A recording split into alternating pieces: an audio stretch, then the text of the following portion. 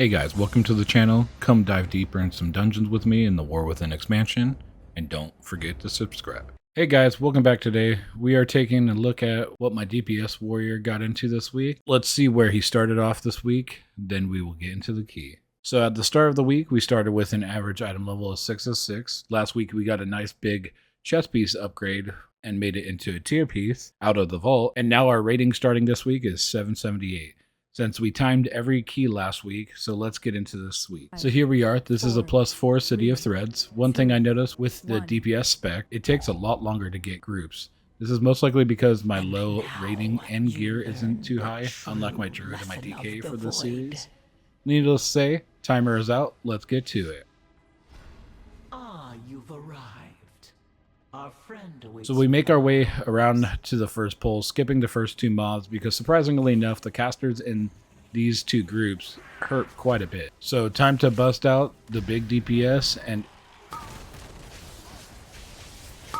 Oops, maybe went a little too big there. Pulled a little aggro, as you can see, popped my die by the sword, and Spell Reflect to try to help with those casts going on to me, and use a little bit of Impending Victory to get some of that health back. But needless to say, pull went pretty well.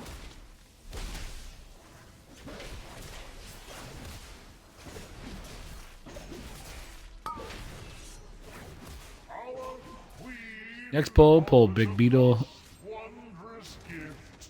We will become greater than we are.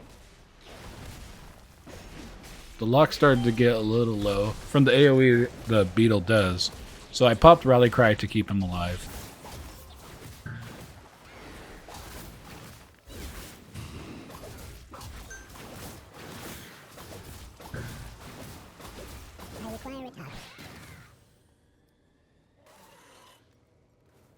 After this was dead, we mounted up and squeezed by the second Beetle into the caster and Beetle pack together. This pull was a little rough, just need to make sure to get the kicks, but just cleave them down.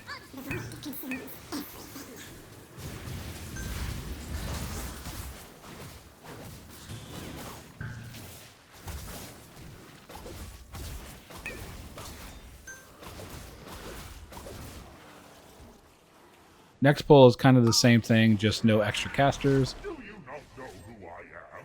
Whose voice you challenge?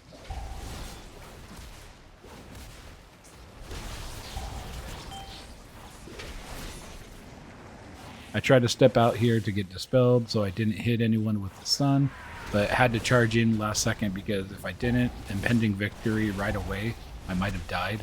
And I end up stunning the tank, but no big deal, no one died. Then we pull rest of the smallies, cleaved it all down, and on to the boss we go.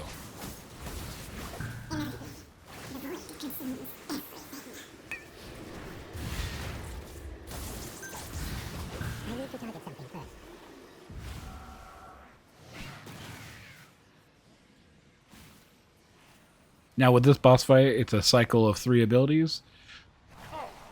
Let us. Bend that knee.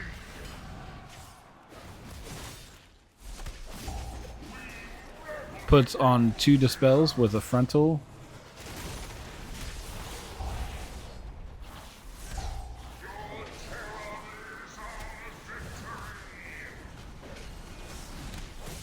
Then we'll do a pulsing AoE. Now, while that is happening, he will leave a growing pool behind him on the ground. Make sure to keep moving until the circle stops growing. Other than that, batter down the hatches and put this Nubian into the Shadow Realm.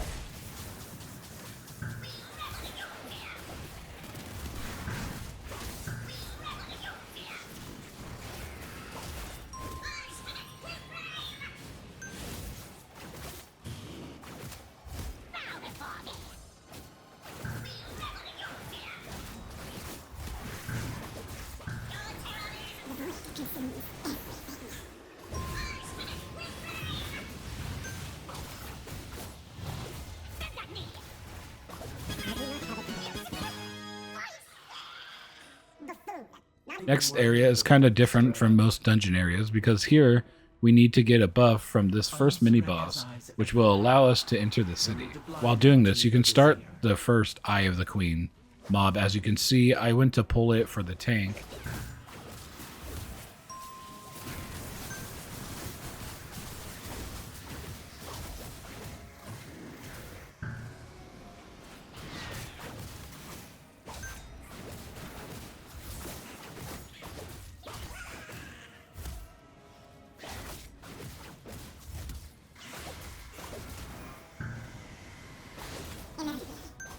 After this Queen's Eye is dead, time to find the 3 others. Each pull is the Eye of the Queen and a couple other random mobs. Just make sure you get your kicks that you can and dodge the frontal cones. The Eye of the Queen will randomly stealth every so often. This starts the cone attack. But so you might think you're done, but you're probably not. Just make sure you kill him outright. So let's zip through this real quick and get to the next boss.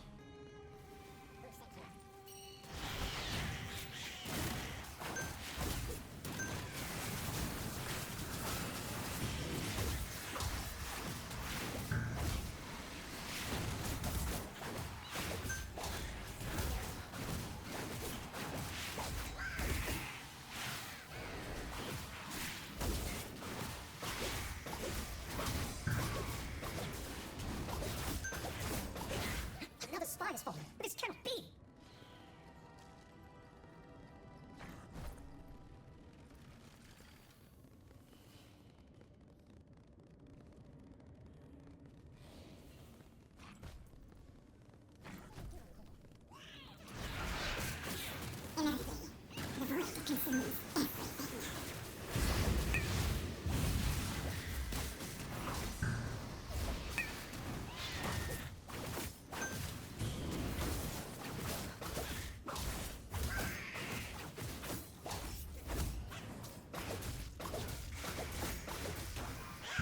If this distressing trend continues, we will run out of spies.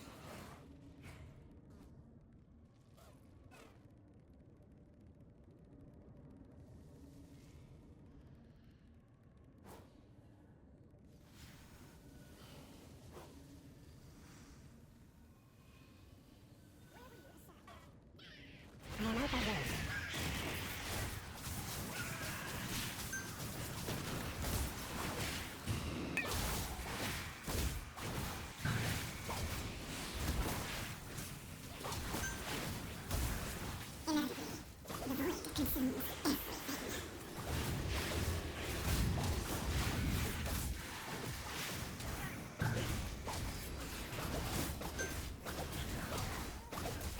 Much better. Your target is the Grand Splicer, Izo. Her drive for innovation meshed well with Ansarek's thirst for ascension. Stay close and be quiet.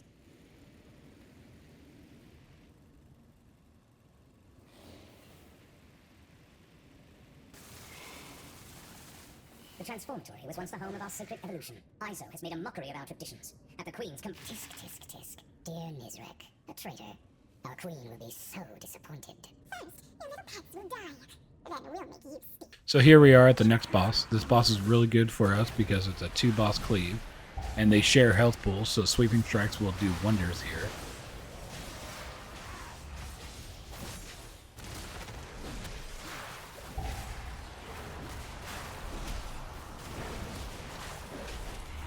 So this boss just makes sure to stand out of purple circles. And the frosted bites.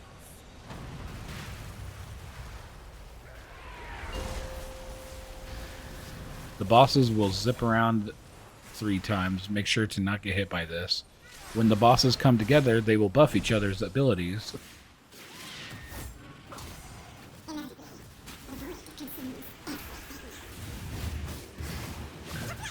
First one will be Rhyme Dagger.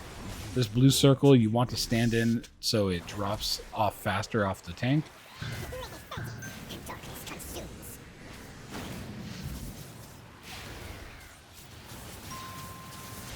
Then boss will zip around the room again, and now the bosses will have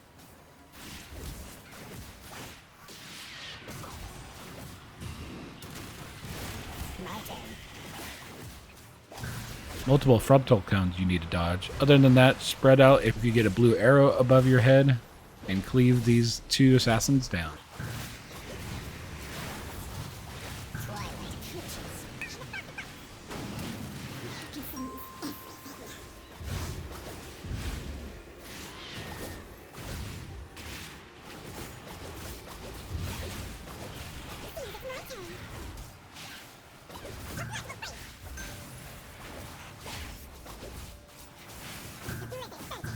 Darkness consumes.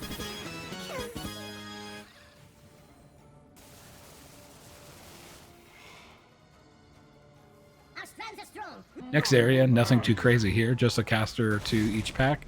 These casters do a heal, so make sure you're focusing on kicking that, more so than the bolt. And now we're just popping some CDs and obliterate some Nerubians. This area is used to make up a lot of count, since there's not a lot of count in the first part of the dungeon that we did. And it's pretty easy count, seeing that there's only a caster or two in each pack. So we pull about 3 extra packs here for count. Make sure to pop Spell Reflect if you get targeted by any of the bolt casts, and Impending Victory after any severe damage I take.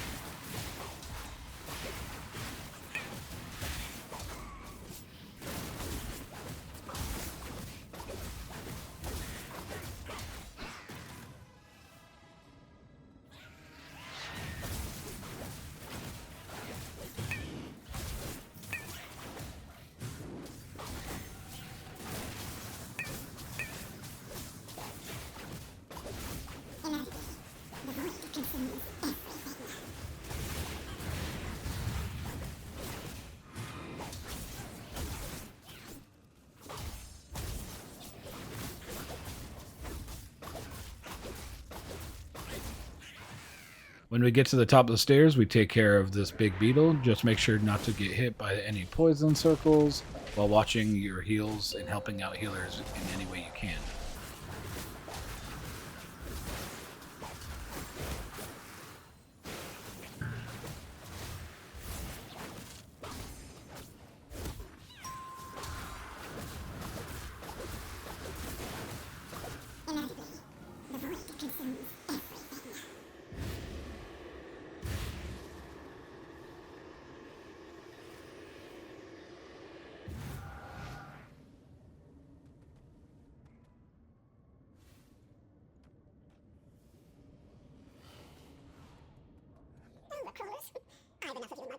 This next pull, the DK goes a little ham about it, pulls this double pack, which these first two guys end up getting their cast off, which will push you back into these web mobs, which will spawn more mobs.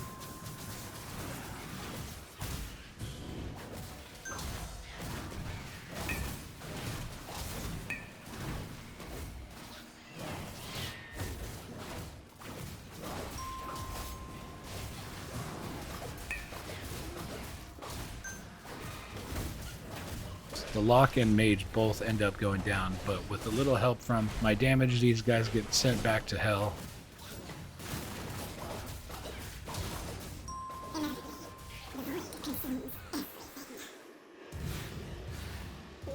While waiting for them to get back, we end up finishing off these oozes, which then spawns the boss.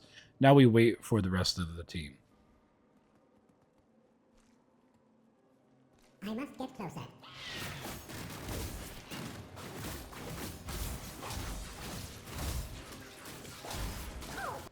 Team is back together, so now it's boss time. This boss is all about your footing.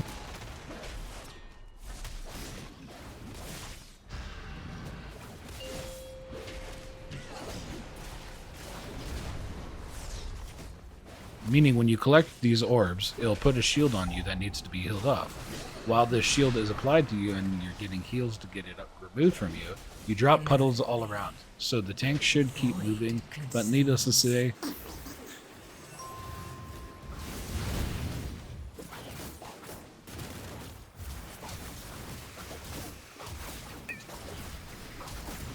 the boss also will do this pulsing AoE, which almost killed the mage, so I popped Rally here to make sure we kept him alive, then finished this guy off with no problem.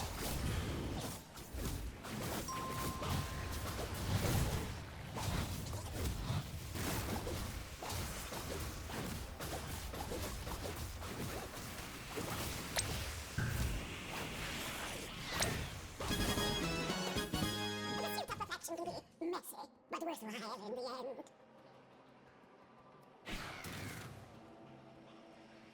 Now it's time for the last bit of trash before the last boss.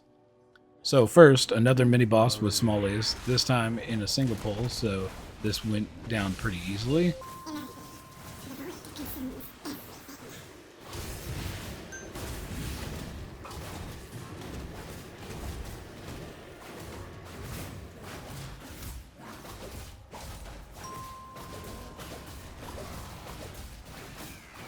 do not have a target. So persistent. For you, a reward. Witness the unparalleled. So the next pull, I pinged them saying, hey, we might need more count from the other side while the last two mini bosses are coming out. So we go and pull them.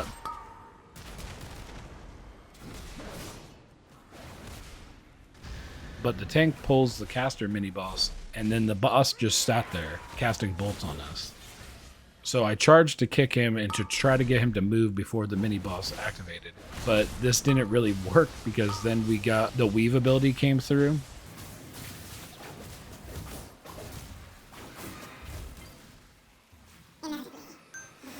So we then had to pull them together, which is a +4, but we were already too low. And me getting stuck in the circle doesn't help.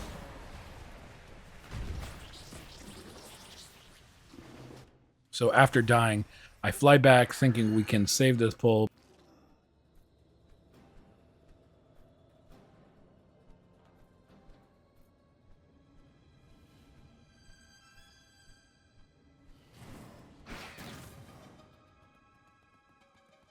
But then realized this weave and combat area is a huge AoE, so we started to bleed off again some more deaths.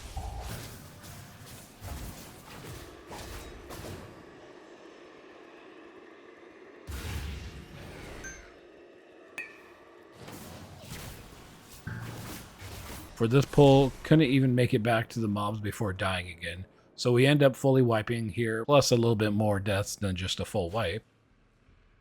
So let's get back to some normal pulls. Now we pull the mini boss into the corner alone, kill him down, no problem.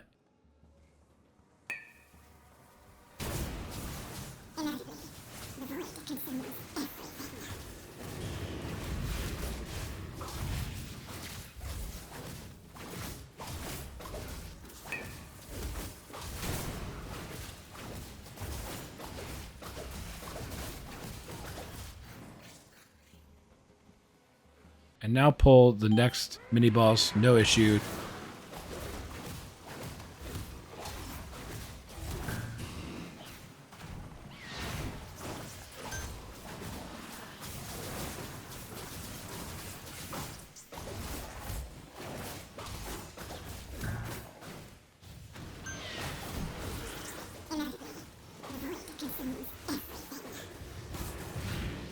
Time for the boss. But we will need more count after this guy, so just be wary of that. So we start the last boss fight. With this boss, just keep an eye out for the spheres, because they will move each phase, and they will one-shot you if they run through you. So dodge balls. What can I make?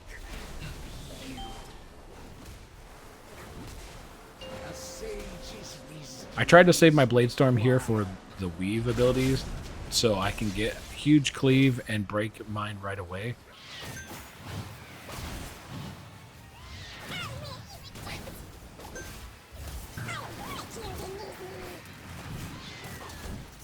And every time he pops out ads, I use sweeping strikes and just cleave them down.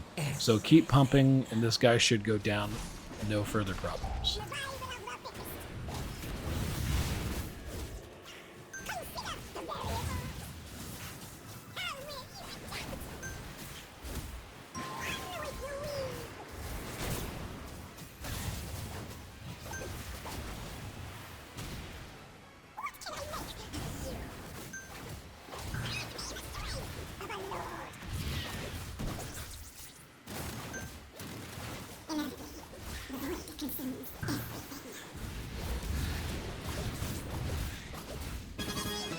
So after the boss goes down, we run down the side of the room that we didn't come from to pick up some of these caster guys and finish up our count. No problem. When she left to Iso's demise, I can't wait to witness it.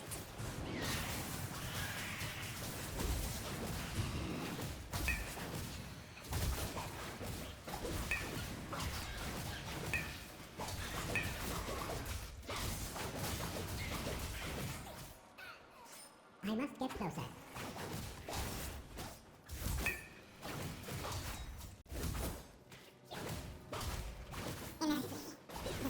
So that is a +4 City of Threads. Unfortunately, it's our only key we did this week due to my time constraints this week, but let's see where our warrior ended up this week. So with that one key, we jumped up to 804. And yes, this was a repeat key from last week, but I think that one was a +2 since I had my time restraint. I just took what I could get because as a DPS, getting a key can be kind of rough sometimes, but let's see what we got this week out of our vault.